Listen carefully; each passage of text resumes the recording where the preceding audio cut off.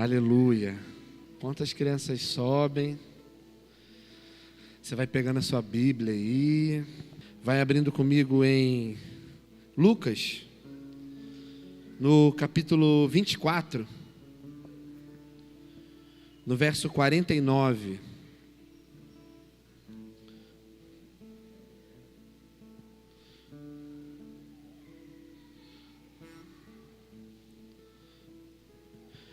Diz assim: eis que envio sobre vocês a promessa de meu Pai.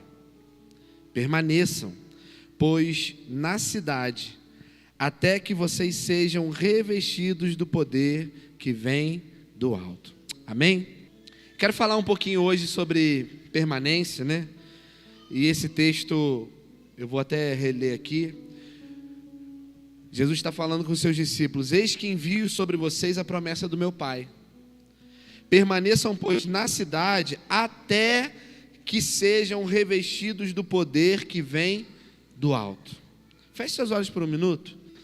Paizinho, obrigado pela tua palavra, por essa noite, pelos louvores, pela comunhão.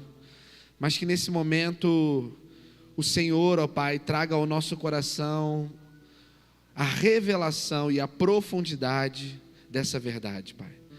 Que sobre a nossa mente venha a compreensão e sobre o nosso coração a revelação. Essa é a oração que eu te faço em nome de Jesus. Amém. Quando a gente fala de propósito, muitas pessoas tentam medir o propósito.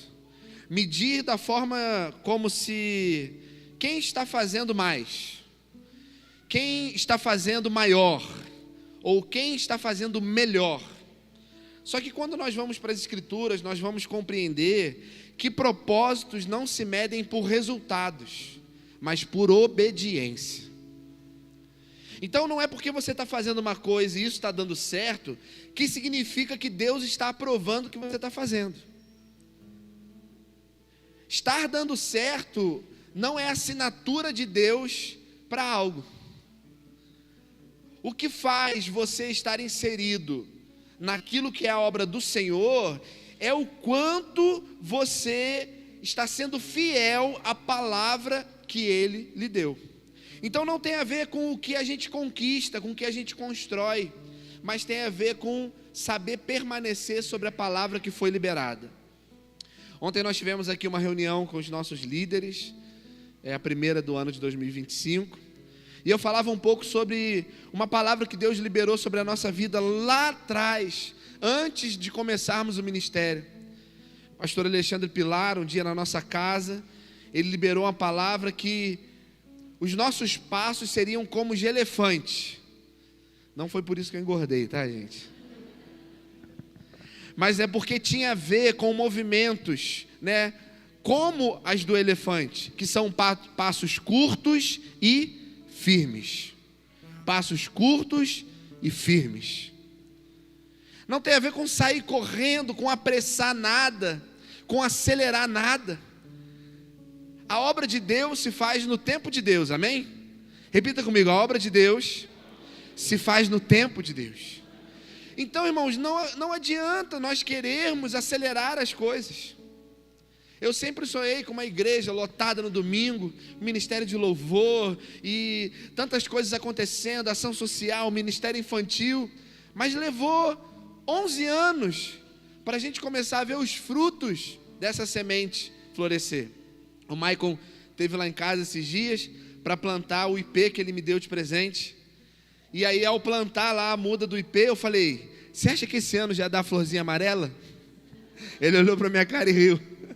Falei: ah, pastor, Deus vai te provar nesse ipê aí. Fica tranquilo. Porque enquanto a gente quer acelerar os processos, a gente está em busca de resultados. Mas quando a gente se sujeita ao tempo, então nós entramos no propósito. Amém? E às vezes a palavra de Deus para nós vai ser apenas: espere, confie ou permaneça. Foi o que ele falou para os discípulos. Ele falou assim: vocês fiquem aqui. Mas estava acontecendo um alvoroço lá fora, o Senhor morreu e ressuscitou, e o que vai? Fiquem aqui, permaneçam aqui. E a pergunta que eu faço para você nessa noite é: o quanto você está disposto a ouvir a voz de Deus? Porque a voz dos homens vai dizer que 2025 vai ser o ano da prosperidade sobre a sua vida. Mas e se a voz de Deus for, esse ano vai ser o ano da escassez na sua vida? Está disposto a falar amém por essa palavra? Será que você falaria amém para algo que o Senhor vai te ensinar a partir de algo terrenamente ruim? Irmão, nós crescemos em tudo. Crescemos quando somos abençoados, mas também crescemos quando somos provados. Reconhecer que o Senhor está tanto em um lado quanto no outro é uma graça que só o Espírito pode trazer sobre a sua vida. Então, às vezes a palavra do Senhor para nós vai ser: espere, confie, aguarde, permaneça.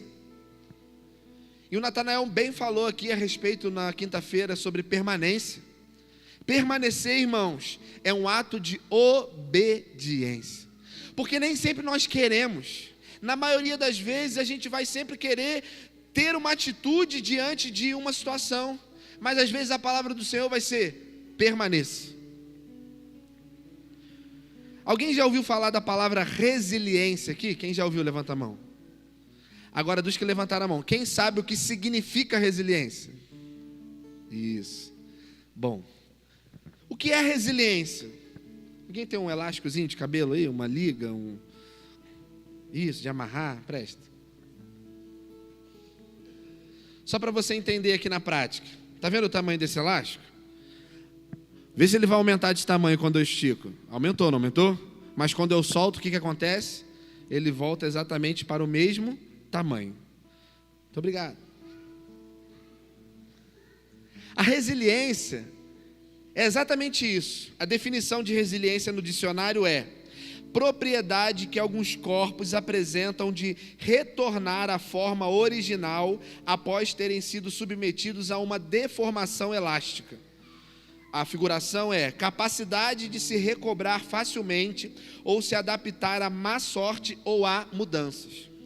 Então, o que é uma pessoa resiliente? É uma pessoa que, mesmo diante de situações que a esticam, ela retorna para o seu tamanho original.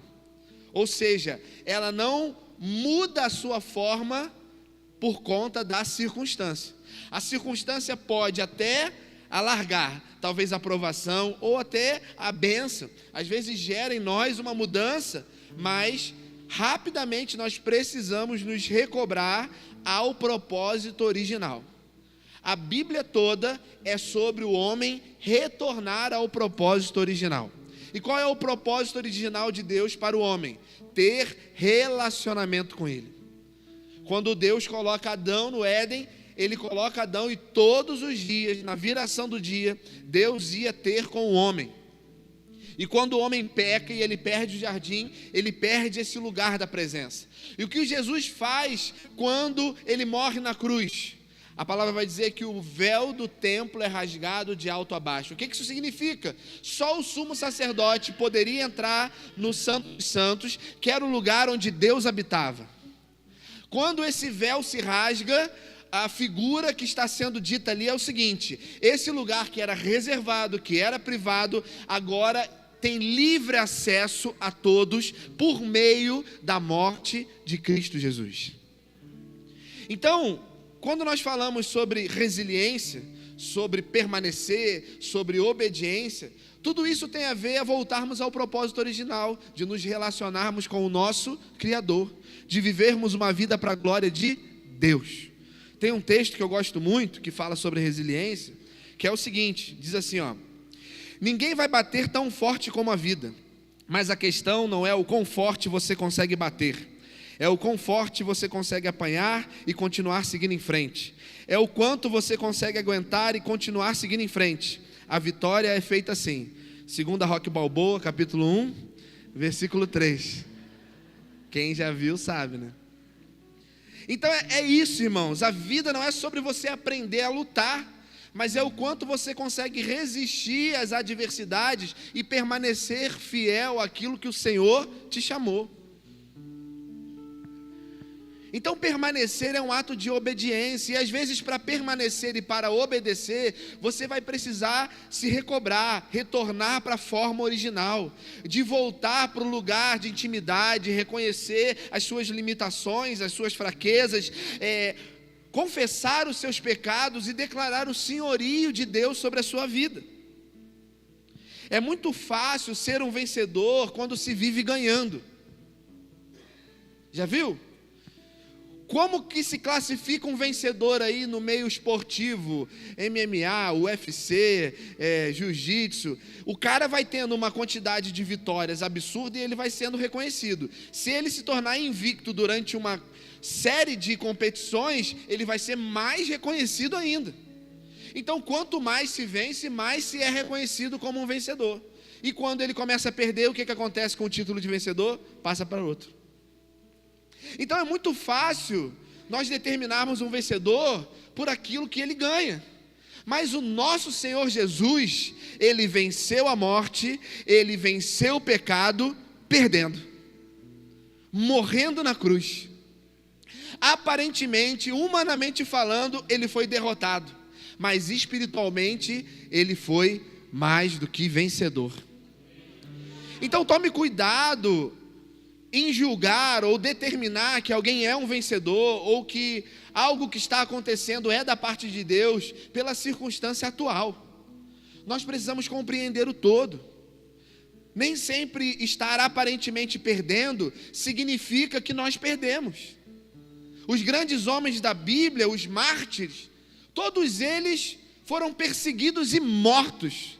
Nenhum deles teve um final bonitinho não, irmãos.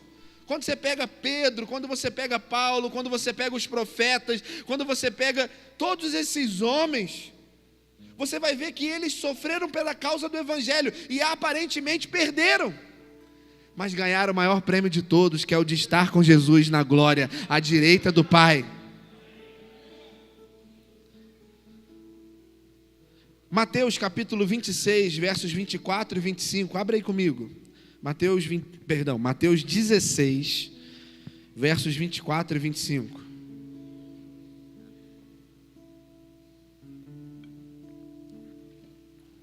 Diz assim: Então Jesus disse aos seus discípulos: Se alguém quer vir após mim, negue a si mesmo, tome a sua cruz e siga-me. Pois quem quiser salvar a sua vida, a perderá. E quem perder a vida por minha causa, esse a achará. Então, quem são aqueles que herdarão o reino? Quem são aqueles que encontrarão a vida eterna? Aqueles que por causa de Cristo perderem a sua vida terrena. Foi o que nós cantamos. É Ele, por Ele, que eu estou gastando a minha vida, perdendo tudo, com amor, com alegria. Ele é o dono dos meus dias, e Ele virá, soberano em poder. Ele vai trazer consigo a sua recompensa, e não é trazer consigo a sua recompensa, é a recompensa dEle. Porque quando Ele vier, Ele vai trazer consigo, qual é a recompensa de Cristo? Uma igreja santa, pura, lavada, remida no sangue do Cordeiro. Ele vai levar consigo a recompensa dEle. E tem muita gente cantando achando que Deus está vindo e trazendo a sua recompensa. Não, irmão. Ir para a glória, apesar de ser uma recompensa tremenda, é a recompensa dEle, não nossa. Então é exatamente isso, irmão. Não julgue que o momento que você está vivendo, a adversidade que você está enfrentando, ou a bênção, o momento bom que você está vivendo, defina quem você é. Existe um abismo muito grande sobre o que a sociedade diz sobre você, sobre o que a sua família diz sobre você, o que as pessoas que te conhecem, os seus amigos dizem sobre você, e sobre o que Deus diz sobre você. Porque às vezes a gente acha que a validação do povo é a validação de Deus. Não, tem muitos seguidores, muitas pessoas estão concordando comigo. Irmão, já ouviu aquele ditado? Quanto maior, maior a queda? Às vezes Satanás vai usar desse privilégio justamente para te levar a lugares altos e te fazer cair uma queda grande. Porque na maioria das vezes ninguém morre tropeçando numa pedrinha. Então, Satanás às vezes pega isso, te leva a lugares altos para te derrubar de lá de cima. Jesus estava lá 40 dias e 40 noites no deserto, e ele tinha o quê? Depois de jejuar 40 dias e 40 noites? Fome. E aí lá no alto do pináculo, o que Satanás vai oferecer para Jesus? Transforma essas pedras em pães. Então ele vai pegar exatamente o que você mais gosta, ele vai pegar exatamente a habilidade que você mais tem, e vai te levar a lugares altos para tentar te convencer a ser contrário ao que a palavra de Deus diz. Irmão, saiba de uma coisa: nunca, jamais, em hipótese alguma, negocie com o pecado, porque o salário do pecado é a morte. Você pode achar que a morte não está chegando. Mas eu pequei ontem e nem aconteceu nada. Adão e Eva também pecaram no paraíso e aparentemente não aconteceu nada.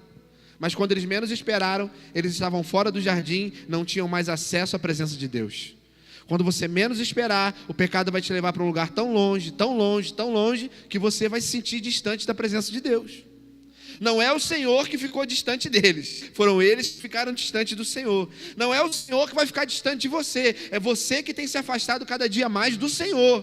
Por isso a responsabilidade do Evangelho é de justiça. E o que é justiça no original? Significa colocar no lugar o que está fora do lugar. O que é a justiça de Deus? É reposicionar aquilo que está fora do lugar, é pegar o pecador e trazer de volta para a presença da santidade de Deus. Porque quando Adão e Eva pecam e Deus os chama, o que eles fazem? Eles tentam se cobrir, porque eles tinham vergonha. E quando eles chegam diante do Senhor com a vergonha deles tampada pelo método que eles acharam que era o certo para se tampar, o que Deus teve que fazer? Um sacrifício. Matar um animal e cobri-los com o pelo desse animal. Aqui já tem um apontamento para Cristo. Porque enquanto nós estávamos achando que poderíamos tampar os nossos pecados com folhas de parreira, com um filtro da rede social, Deus precisou enviar o seu Filho Jesus para morrer no nosso lugar, para que fôssemos cobertos com o seu sangue, limpos dos nossos pecados, para a glória do Deus vivo. Por isso, irmãos, aprenda a suportar as dores desse mundo, para que você possa desfrutar do gozo do seu Senhor. Abre comigo Atos capítulo 2, dos versos 1 a 4.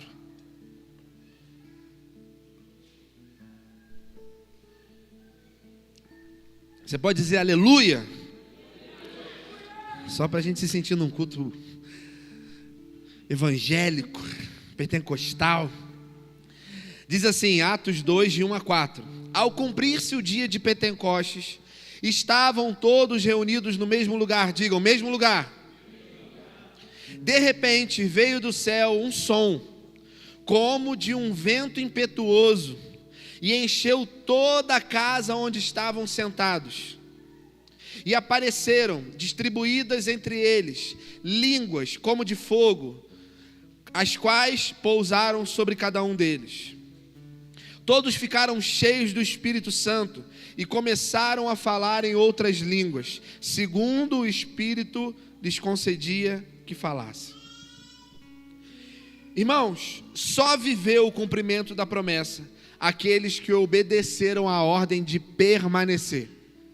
Ao permanecerem, ao continuarem juntos, no mesmo lugar, eles viveram essa experiência. Eles foram cheios do Espírito. O vento de Deus soprou naquele lugar? Não. A palavra vai dizer que houve um som como de um vento. O Senhor bradou naquele lugar, porque a sua voz é como uma voz de muitas águas. Esse som como de um vento impetuoso. Então só viveu a promessa aqueles que obedeceram à ordem de permanência. Deus, Ele está em todos os lugares, mas Ele marca as nossas vidas através de homens e geografias específicas. Deus pode fazer o que Ele faz na igreja no monte? Sim. Deus pode fazer o que Ele faz no monte na igreja? Sim. Deus pode fazer o que Ele faz na igreja na sua casa? Sim. Deus pode fazer o que Ele faz na sua casa na rua? Sim. Deus pode fazer o que Ele faz na rua lá no seu trabalho? Sim, Deus pode. Mas quando nós estamos atentos a ouvir e obedecer a sua voz, nós vamos estar atentos a pessoas específicas e a geografias específicas. Quando a gente fala sobre propósito de permanência, irmão, nós precisamos entrar num lugar de obediência.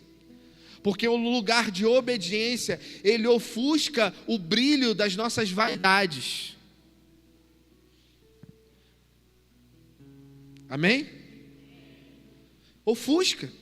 Porque as nossas vaidades vão querer sempre ver o que é mais benéfico para nós, para mim. Eu vou sempre ver onde tem um negócio melhor, onde eu tenha mais vantagem. Um lugar onde eu possa morar, que eu tenha mais conforto. Mas quando a palavra de Deus vem, Ele muda toda a trajetória. E Ele talvez vai te colocar em lugares desconfortáveis. Mas em lugares desconfortáveis, Ele pode te usar sobremaneira para ser um abençoador, para ser um remidor, para ser um anunciador. Porque quando nós estamos debaixo da palavra do Senhor, não importa onde nós estamos, mas estaremos sempre no melhor lugar que poderíamos estar.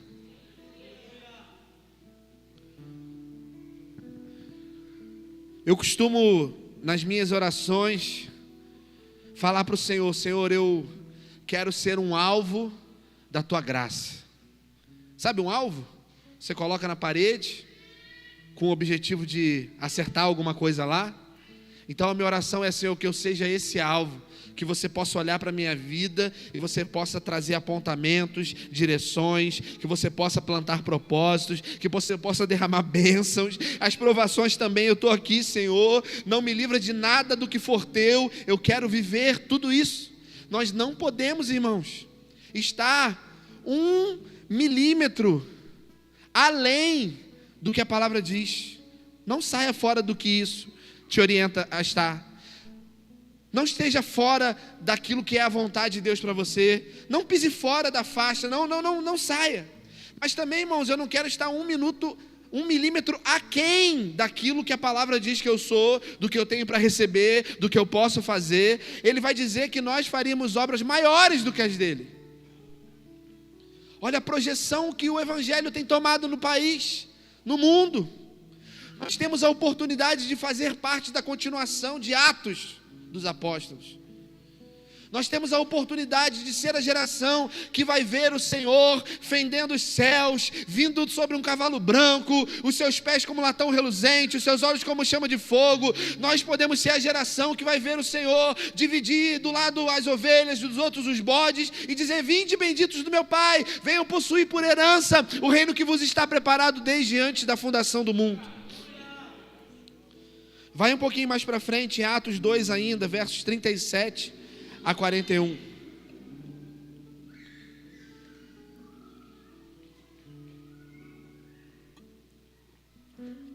Atos 2, 37. Quando ouviram isso, ficaram muito comovidos e perguntaram a Pedro e aos demais apóstolos: que faremos, irmãos? Pedro respondeu: arrependam-se e cada um de vocês seja batizado em nome de Jesus Cristo para a remissão dos seus pecados, e vocês receberão o dom do Espírito Santo. Porque a promessa é para vocês e para os seus filhos, e para todos que ainda estão longe, isto é, para todos aqueles que o Senhor, nosso Deus, chamar. Com muitas outras palavras, deu testemunho e exortava-os, dizendo: salvem-se desta geração perversa. Então, os que aceitaram a palavra de Pedro foram batizados, havendo um acréscimo naquele dia de quase 3.000 homens. Irmãos, permanecer concedeu a eles a graça de ser cheios. E aí eu te pergunto: você tem orado para ser cheio? Você tem sido cheio? E, se cheio, para que cheio? Para sermos engordados espiritualmente? Para arrotarmos santidade sobre os outros? ou para transbordarmos a graça de Deus sobre aqueles que ainda também precisam ser cheios. Eles permaneceram e Deus concedeu-lhes a experiência de serem cheios. E ao serem cheios, Deus lhe concedeu autoridade. E Pedro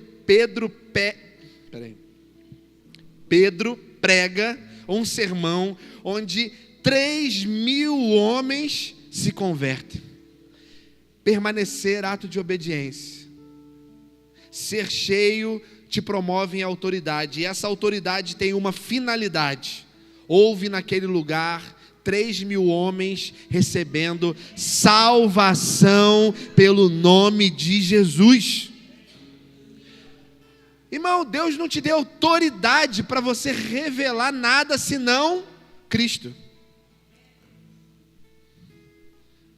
Irmão, nós fomos cheios com uma finalidade: recebermos autoridade. Autoridade para quê? Para pregar as boas novas, para gerar salvação e glória a Deus. Foi para isso que o Senhor nos chamou, não há outro. Mas pastor, toda vez que eu venho no culto, você fala da mesma coisa, você fala da mesma situação, você fala do mesmo tema. Sim, irmãos, não há outro tema, e nós vamos falar isso até Jesus voltar. Não adianta querer inventar nada novo. É por isso que as pessoas que estão ansiosas, as pessoas que estão em busca de novidades, estão inventando tanta besteira, que estão fazendo tudo menos igreja. É um clube social, é um grupo tribal, menos uma comunidade plural. A igreja não foi chamada para ser um grupo de pessoas iguais fazendo a mesma coisa. É um grupo de pessoas diferentes cantando louvor para o mesmo Deus. Seja em rock, funk, reggae, pagode, axé, eu não sei, irmão, mas se dá glória a Deus, a linguagem é essa, porque Deus não ouve funk, reggae, rock, pagode, axé, nada disso. Deus recebe a adoração como um aroma suave às suas narinas. Meu irmão, Deus recebe a adoração até de quem bate palma fora do ritmo.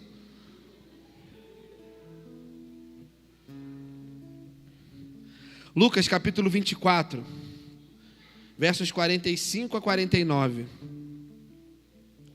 diz assim: então lhes abriu o entendimento para que compreendessem as Escrituras, e disse-lhes: assim está escrito, que o Cristo tinha de sofrer, ressuscitar dentre os mortos no terceiro dia, e que em seu nome se pregasse arrependimento para a remissão de pecados a todas as nações, começando em Jerusalém. Vocês são testemunhas dessas coisas. Eis que envio sobre vocês a promessa do meu Pai. Permaneçam, pois, na cidade, até que vocês sejam revestidos do poder que vem do alto. Pode ser que até aqui você veio empurrado pela onda, pelos convites, pela normalidade da vida. Mas Deus quer abrir o seu entendimento para compreender as Escrituras. Porque quando você compreender as Escrituras, a promessa que tem propósito vai se cumprir na sua vida, irmão. Sabe por quê? Promessa só vem com o propósito de Deus ser glorificado. Muita gente correndo atrás de promessa, correndo atrás de bênção, correndo atrás de resposta, correndo atrás de milagre. Tudo isso faz parte daquilo que Deus faz, e glória a Deus por isso. Mas todas essas coisas convergem para que Cristo seja glorificado. Quando Deus cura alguém no leito de UTI, não é para que essa pessoa seja conhecida entre os homens, mas para que o Deus que curou essa pessoa seja exaltado entre os homens.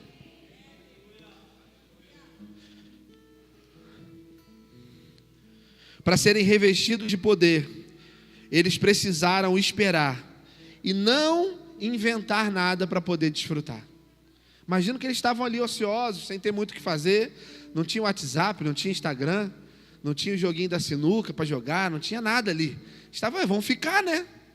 Mas o que a gente pode inventar enquanto isso? Não, alguém deve ter dito, não inventa nada não. Uma vez Moisés subiu no monte com as tábuas da lei, inventaram um bezerro de ouro lá embaixo, deu ruim. Vamos ficar quieto aqui, quietinho, esperando. Irmão, não precisa inventar nada. Deus não deu para a gente uma pá, uma enxada para abrir o caminho. Ele diz que Ele mesmo é o próprio caminho.